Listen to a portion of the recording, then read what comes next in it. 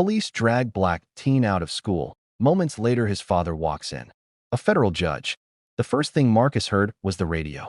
A sharp crackle. Then boots. Heavy. Fast. The kind of footsteps that didn't belong in a quiet high school hallway. Marcus Johnson looked up from his notebook just as the classroom door slammed open. Two police officers stepped inside. Not school security. Real police. Dark uniforms. Badges gleaming under fluorescent lights. Hands resting near their belts. The entire classroom froze. Even the old wall clock seemed to stop ticking. Marcus felt every pair of eyes slowly turning toward him. He didn't know why yet, but something in his chest tightened. The taller officer scanned the room. His gaze locked onto Marcus instantly. There he is. 3 words. Cold. Certain. The teacher, Ms. Davenport, stood up slowly from her desk. Officers, can I help you? The shorter cop stepped forward. We're here for him. He pointed. Straight at Marcus. Marcus blinked. Me? A few students whispered. Someone pulled out their phone under the desk. Ms. Davenport frowned. Marcus Johnson is one of my best students. What exactly is this about? The tall officer didn't answer. Instead, he walked forward. Slow. Deliberate. Marcus could hear his own heartbeat now. Thump. Thump. Thump. You need to come with us, the officer said. Marcus swallowed. For what? The cop's jaw tightened. You know what you did. Marcus felt the room spin slightly. No, I don't. The officer grabbed his arm. Hard. The classroom gasped. Hey, Ms. Davenport snapped. You can't just. We can, the officer cut in. And we will. Marcus tried to pull back. Wait. What did I do? The shorter cop stepped closer. Shoplifting. Assault. And resisting. Marcus stared at him like he'd just spoken another language. What? Whispers exploded around the classroom. Marcus. No way. That's crazy. I saw him studying yesterday. Ms. Davenport looked furious. This is ridiculous. There must be some mistake. The tall officer tightened his grip. Save it for the station. Marcus's books fell to the floor as they yanked him from his desk. Pages scattered across the classroom tiles. His pencil rolled slowly across the floor. No one moved. No one spoke. The officers dragged Marcus toward the door. Stop, Marcus said, panic rising in his throat. I didn't do anything. The tall cop shoved him forward. Tell it to the judge. That sentence landed like a strange echo. Tell it to the judge. Marcus didn't know it yet, but in less than 20 minutes, a judge would be standing in that very hallway, and everything would change. The hallway outside had become a spectacle. Students lined the lockers. Phones out. Recording. Whispering. Marcus could hear everything. That's Marcus. The quiet kid. He got arrested? What did he do? I heard he attacked someone. Marcus shook his head violently. No, I didn't. The officers ignored him. They pushed him forward. Hard. His shoulder slammed into a locker. Metal clanged loudly down the hall. Laughter erupted from somewhere in the crowd. Marcus felt heat rush to his face. Humiliation burned in his chest. He had never been in trouble before. Not once. Straight a student. Debate team. Math club. And now, he was being dragged down the hallway like a criminal. Please, he said quietly, his voice shaking. Call my dad. The tall officer scoffed. Oh, we'll call somebody. Marcus stumbled as they forced him toward the main entrance. The principal rushed into the hallway. Principal Harris. A tall man with silver hair and a permanently worried expression. What is going on here? He demanded. The officers stopped briefly. Police business. Principal Harris frowned. Marcus Johnson? This must be some mistake. The shorter officer pulled out a tablet. We have a positive identification from a store robbery yesterday afternoon. Marcus blinked rapidly. I was here. He turned desperately toward the principal. I had debate practice after school. A few students nodded in the crowd, but the officer didn't care. Save it. Marcus felt something cold click around his wrist. Handcuffs.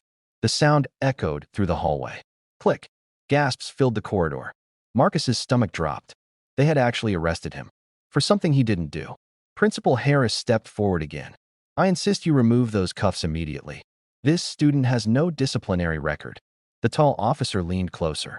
Sir, unless you want to be charged with interfering with an investigation, step aside. Silence fell. Principal Harris hesitated. Just for a second. That was all it took. The officers started dragging Marcus again. The front doors were only 20 feet away now. Sunlight poured through the glass. Outside, a police cruiser waited.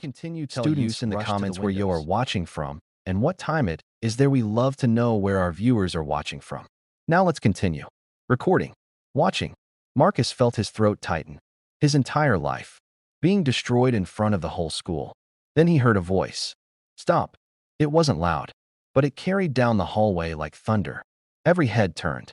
A man stood near the entrance. Tall. Perfectly still. Wearing a dark suit. His eyes were locked on Marcus. Marcus's heart skipped. Dad. The officers didn't notice at first. They kept pulling Marcus forward. But the man stepped directly into their path and repeated the word. Slower this time. Colder. I said stop. The tall officer finally looked up. Sir, move aside. The man didn't move. Instead, he reached into his jacket, pulled out a leather ID wallet, and flipped it open. Gold seal. Official. The hallway went silent. The officer's expression shifted. Confusion. Then recognition. The man spoke calmly. My name is Daniel Johnson, and you are currently dragging my son across a public school hallway in handcuffs. He paused. His voice sharpened. I suggest you explain why. The officers glanced at each other. The shorter cop cleared his throat. Sir, we're conducting an arrest. Daniel Johnson looked at Marcus, at the handcuffs, at the bruising grip on his arm, then back at the officers. His eyes hardened. You may want to choose your next words very carefully. The tall officer frowned. And why is that? Daniel slowly closed his ID wallet. His voice dropped into something icy. Because the hallway seemed to hold its breath. I'm a federal judge. The words hit like a lightning strike. Students gasped. Phones tilted closer. Principal Harris whispered under his breath. Oh my God. The officers froze. For the first time since they entered the school, they looked unsure. Daniel Johnson stepped forward. Slow. Controlled. Power radiating from every movement. And right now, he said quietly, you are going to tell me exactly why my son is in handcuffs. Marcus looked at his father. Hope flickered in his chest.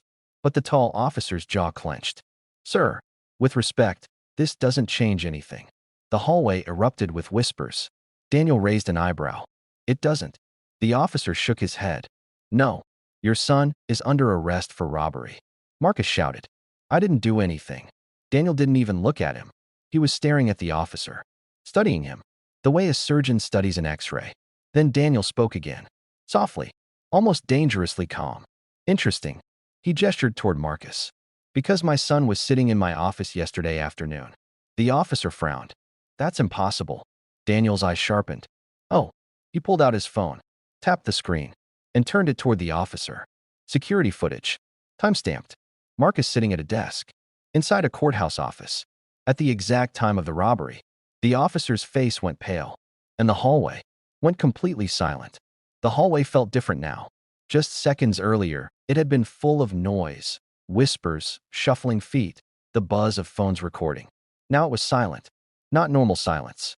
The kind of silence that comes when something serious has just happened. The tall officer stared at the phone in Judge Daniel Johnson's hand. The security footage kept playing. There was Marcus, clear as day, sitting inside a courthouse office, reading from a thick textbook. The timestamp blinked in the corner of the screen. 3:17 p.m. The officer slowly looked up. His expression had changed. Not confident anymore. Not aggressive. Something closer to uncertainty.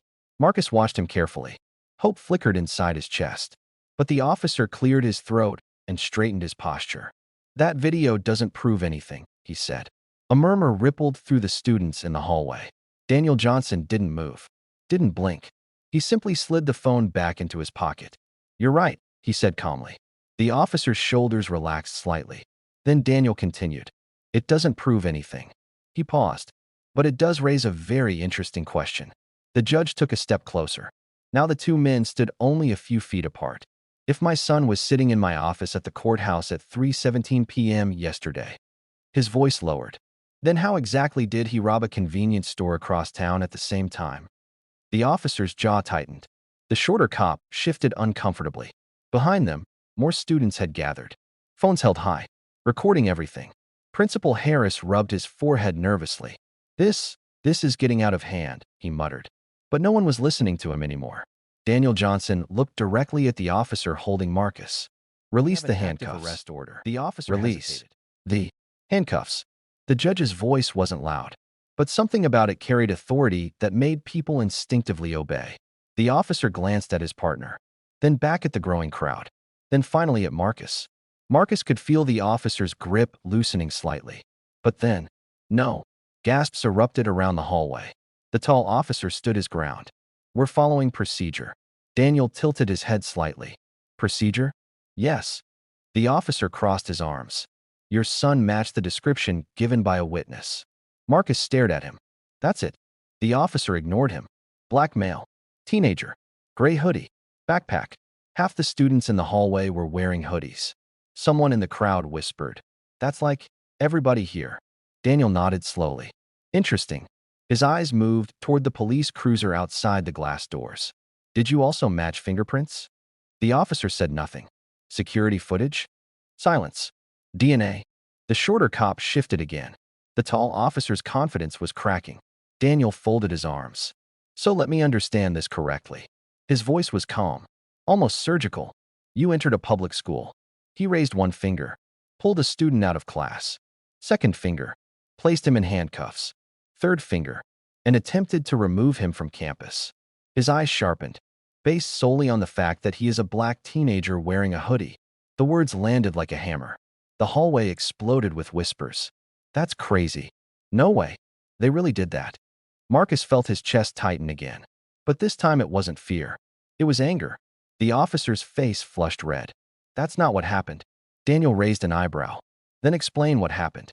The officer opened his mouth, closed it, then finally spoke. We have a witness. Daniel nodded. Wonderful. He gestured toward Marcus. Let's see this witness. The shorter officer spoke up nervously. They're at the station. Of course they are. Daniel looked toward the school in trance again. Then I assume you also have surveillance footage from the store? The tall officer's silence was answer enough. Daniel exhaled slowly, almost disappointed. I see. Principal Harris stepped forward. Judge Johnson, perhaps we should move this conversation to my office. No. Daniel didn't take his eyes off the officers. This conversation will continue right here. More students were filming now. Someone whispered, "This is going to be all over TikTok." The tall officer noticed. His expression hardened again. Turn those phones off. No one did. Daniel smiled faintly. Public space. The officer glared at him. Daniel continued. You made this public the moment you walked into that classroom. Marcus finally spoke again. His voice was shaking. I told you I didn't do anything. The officer looked at him sharply. Quiet. Daniel's head snapped toward the officer. Don't speak to my son that way. The hallway went still again. The tension was thick now, like the air before a thunderstorm. The shorter officer suddenly spoke. Maybe we should call the station. The tall officer hesitated, then pulled out his radio. He turned slightly away and spoke into it quietly. Marcus watched his father. Daniel looked completely calm. But Marcus knew that look. He had seen it before. In court, when his father was about to destroy someone's case. After a moment, the officer turned back. His expression had changed again. Now he looked confused. What? Daniel asked. The officer swallowed. The witness says he's sure it was your son. Marcus felt anger surge through him. That's impossible. Daniel raised a hand gently. Marcus fell silent. Did the witness give a name? The officer nodded. Yes. Well, Tyler Grant. The name hit Marcus like a brick. His stomach dropped. No way. Daniel noticed immediately. You know him? Marcus hesitated. Yeah. From where? Marcus looked down. School. Whispers spread again. Students started murmuring the name. Daniel studied his son carefully. What kind of relationship do you have with this Tyler Grant? Marcus sighed. Not a good one. The tall officer crossed his arms. Sounds like motive. Marcus looked up angrily. For what? The officer smirked slightly. Revenge. Daniel's eyes narrowed. Officer. His tone had sharpened again. You are dangerously close to making assumptions without evidence. The officer ignored him. He looked directly at Marcus. When was the last time you saw Tyler Grant? Marcus hesitated. Yesterday morning. Argument. Marcus didn't answer. The officer leaned closer. I'll take that as a yes. Marcus clenched his fists. He started it. Daniel placed a hand gently on Marcus's shoulder. Tell me exactly what happened. Marcus took a deep breath. Go on. He accused me of cheating. Daniel frowned. And were you? Marcus looked shocked. Of course not. The officer laughed under his breath. Daniel turned slowly toward him. That was not funny. The officer looked away. Marcus continued. He got really mad, said I was ruining his chances of getting a scholarship. Daniel nodded thoughtfully. And now he's accusing you of robbery. Marcus whispered. Yeah. The judge looked back at the officers. And you believed him? The tall officer lifted his chin. He sounded convincing. Daniel sighed. That's not how the law works. Just then, a new voice echoed through the hallway. Is there a problem here? Everyone turned. A woman in a sharp navy suit walked through the entrance doors. Behind her were two more officers. But these uniforms looked different. More formal. More serious. The tall officer's face drained of color. Captain Elena Ramirez looked around the hallway. At the students filming. At Marcus in handcuffs. At Judge Daniel Johnson. Then she sighed. Slowly. Deeply. Tell me, she said calmly. Why the entire internet is about to watch my department arrest a federal judge's son inside a high school. No one answered. The silence stretched. Finally, the tall officer spoke. We had probable cause. Captain Ramirez raised an eyebrow. Did you now? Daniel stepped forward. I would be very interested in hearing that explanation as well. The captain looked between them, then down at Marcus's handcuffs. Her expression hardened. Take those off. The tall officer hesitated. But, now. Click. The cuffs came off. Marcus rubbed his wrists slowly. Daniel's shoulders relaxed slightly, but his eyes were still cold. Very cold. Captain Ramirez turned to the officers. My office. Now. Then she turned to Daniel. Judge Johnson, I believe we owe you an explanation. Daniel nodded once. Yes. His voice was calm again. But first, he placed a hand on Marcus's shoulder. My son and I would like to hear why this happened at all. The captain looked at Marcus carefully, then back at the officers, and something in her expression shifted. Concern. Real concern. Because suddenly, this case didn't look like a simple mistake anymore. It looked like something much worse. And someone had just set a very dangerous lie in motion. Captain Elena Ramirez stood in the center of the hallway, her sharp eyes moving from face to face. Students, teachers, police officers, a federal judge, and one teenager who had just been dragged across school tiles in handcuffs. The situation looked bad. Very bad. She turned slowly toward the tall officer. Officer Daniels, she said quietly. Yes, Captain. Explain to me, she continued, why you thought it was appropriate to arrest a student inside a school with no verified evidence. Officer Daniels shifted his weight. We had a witness. Captain Ramirez nodded. One witness. Yes. Did you verify the claim? We ran the name. That's not what I asked. The officer hesitated. Daniel Johnson watched silently. The hallway felt like a courtroom now. Every word mattered. Every pause carried weight. Officer Daniels finally spoke. The witness said the suspect ran from the store with a gray hoodie and backpack. Captain Ramirez looked around the hallway. At least 20 students were wearing hoodies. Half of them had backpacks. Her expression darkened. So you arrested the first teenager who fit that description. That's not, isn't it? The officer stopped talking. Captain Ramirez turned toward Marcus. You're Marcus Johnson? Marcus nodded slowly. Yes, ma'am. Have you ever been arrested before? No. Ever been in trouble with the police? No. She looked toward Principal Harris. Is that accurate? The principal answered immediately. Marcus is one of our top students. Captain Ramirez looked back at Officer Daniels. And yet you decided to drag him out of class. The officer's jaw tightened. Captain, with all due respect, we were following the lead. Daniel Johnson finally spoke again. And where exactly did that lead originate? Captain Ramirez sighed. From the witness. Tyler Grant, Daniel said. Marcus shifted beside him. Captain Ramirez noticed. You know him? Marcus nodded. Yes. Tell me about him.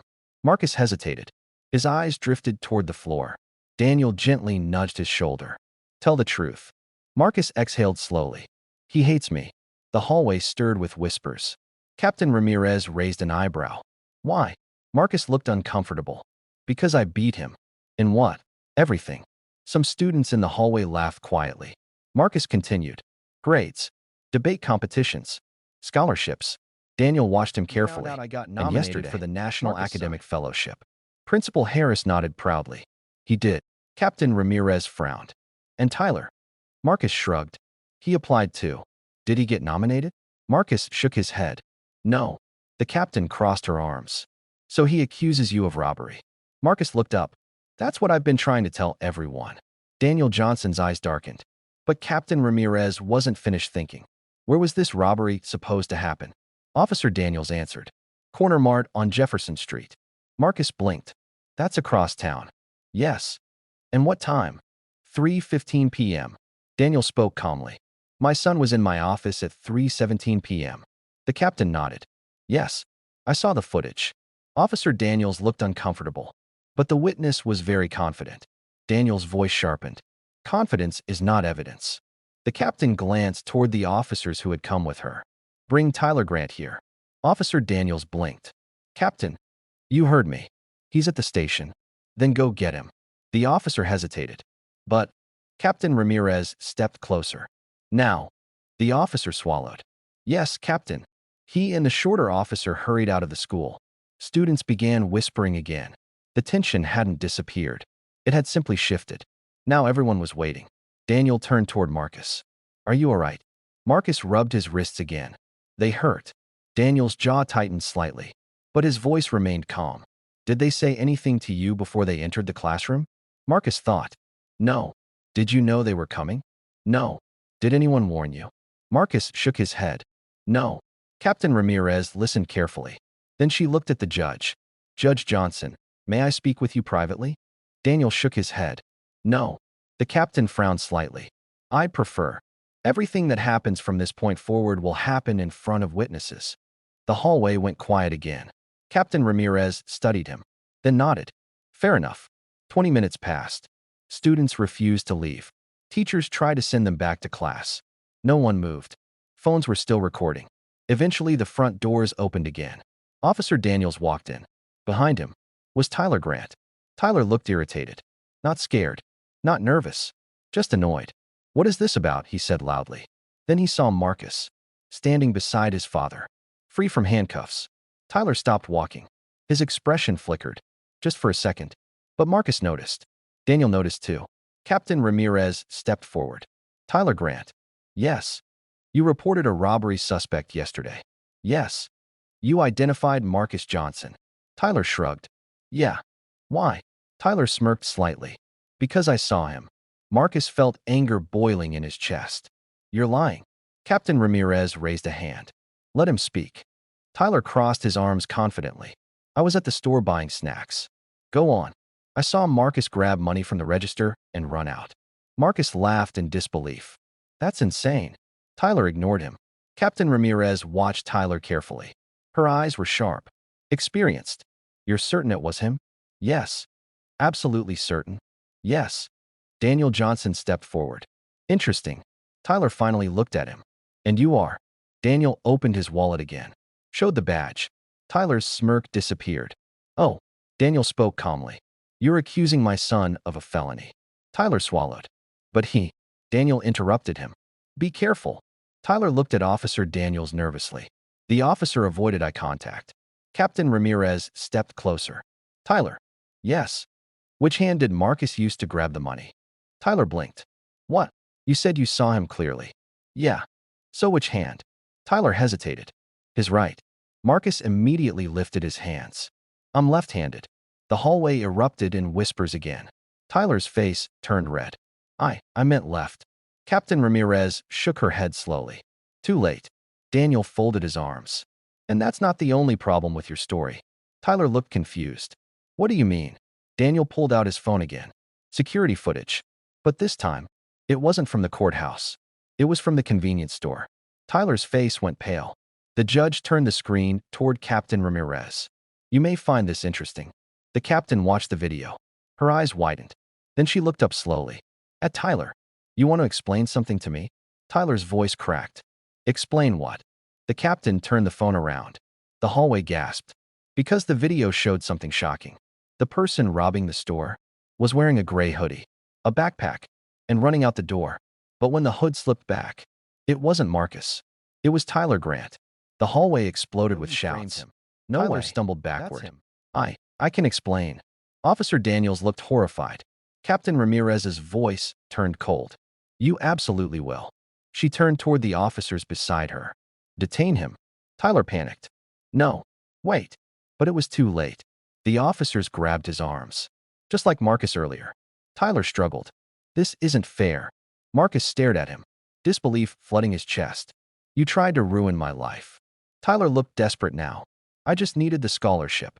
Daniel Johnson stepped forward. And you thought framing my son was the solution? Tyler said nothing. Captain Ramirez looked at Officer Daniels. Her expression was dangerous. You arrested the wrong person. The officer looked like he might faint. Yes, Captain. Daniel's voice cut through the noise.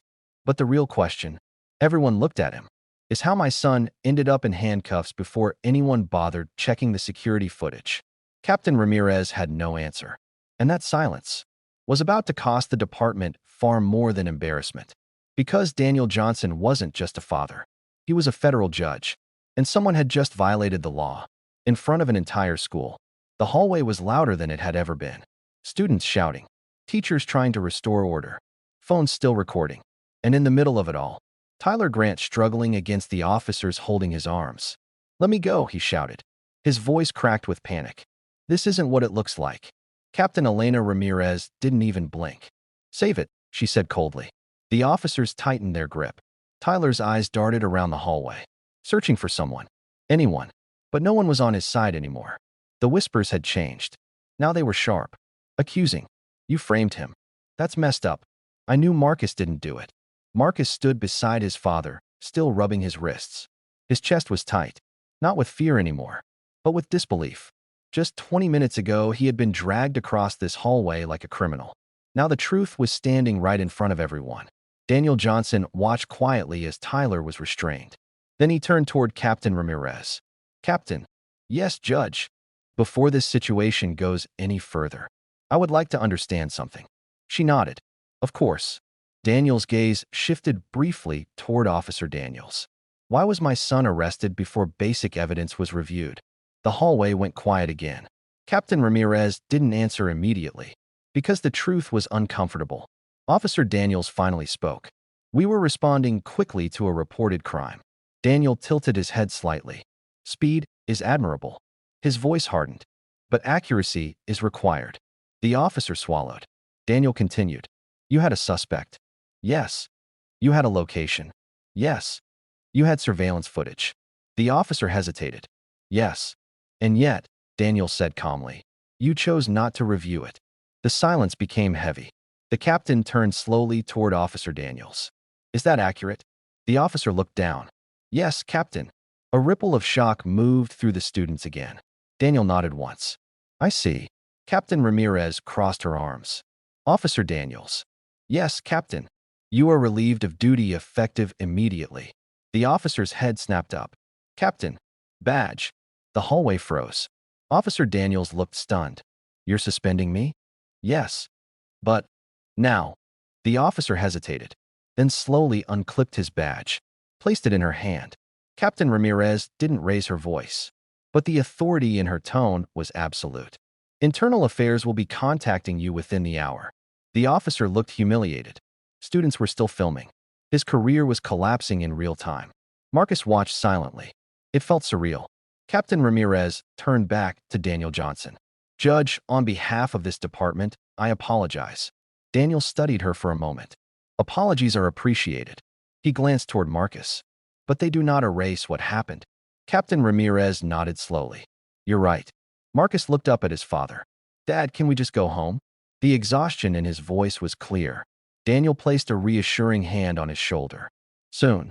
Then he turned back to the captain. One more question. Yes. Was my son the only student questioned before this arrest? The captain frowned. Yes. Daniel sighed. Then the problem is larger than one officer. Captain Ramirez knew he was right, and she hated it. Meanwhile, Tyler Grant was still struggling against the officers. This is insane, he yelled. I didn't mean for it to go this far. Marcus looked at him. His voice was quiet. You accused me of a crime. Tyler looked desperate. I just needed the scholarship. You tried to destroy my life. Gestured to the officers. Had no answer. Take him to the cruiser. Tyler panicked. No. Wait. Please. But the officers didn't stop. They dragged him toward the doors, the same way Marcus had been dragged earlier. Students parted as he passed. Phones still recording. The front doors opened. Sunlight spilled into the hallway. Then Tyler was gone. For the first time since the chaos began, the school was quiet. Captain Ramirez looked at Daniel Johnson again. Judge, what happens next? Daniel took a slow breath, then looked around the hallway, at the students, the teachers, the administrators, all watching. All of these students just witnessed something important today. No one spoke. Daniel continued. They saw how quickly someone's life can be damaged by an accusation. Marcus looked down. They saw how assumptions can replace evidence. Captain Ramirez listened carefully, and they saw something else. Daniel placed his hand on Marcus's shoulder again. That the truth matters. The hallway remained silent. Daniel turned toward the captain. My son will not be pressing charges today. The captain blinked. You're not. Marcus looked surprised too. Daniel nodded slowly. Not today. Captain Ramirez exhaled quietly. But Daniel wasn't finished. However, the hallway held its breath. Your department will conduct a full investigation. Yes. And the results of that investigation will be made public. The captain nodded. Understood. Daniel looked at her steadily. Because justice must be visible. Yes, Judge. Daniel finally turned toward Marcus. Ready to go home? Marcus nodded. Yeah. They began walking toward the exit. Students moved aside. Some quietly said things as Marcus passed. Sorry, man. That was messed up. You handled that well. Marcus didn't say anything. He just kept walking. When they reached the doors, Marcus stopped. Dad, yes. Were you really going to sue them? Daniel smiled slightly. I was prepared to. Marcus looked thoughtful. But you didn't. Daniel shook his head. Sometimes the lesson is more important than the punishment. Marcus considered that. Outside, the police cruiser doors slammed. Tyler was inside now. The officers drove away. Daniel opened the passenger door of his car. Marcus got in. But before closing the door, he looked back at the school. Students were still talking, still processing everything that had happened. Marcus turned back to his father. Do you think they'll remember today? Daniel started the engine. Yes. Why? Daniel glanced at the school one last time. Because today they saw something real. Marcus frowned. What? Daniel's voice was calm. The difference between power and justice. The car pulled away slowly, leaving the school behind. But the story of what happened that day, the day a teenager was falsely accused, the day a lie fell apart, the day an entire hallway learned how fragile fairness can be, that story would spread far beyond the school walls. Because sometimes, it only takes one moment, one truth, one voice standing up, to remind everyone what justice is supposed to look like. And on that day, Justice walked into the hallway wearing a black suit and a father's determination.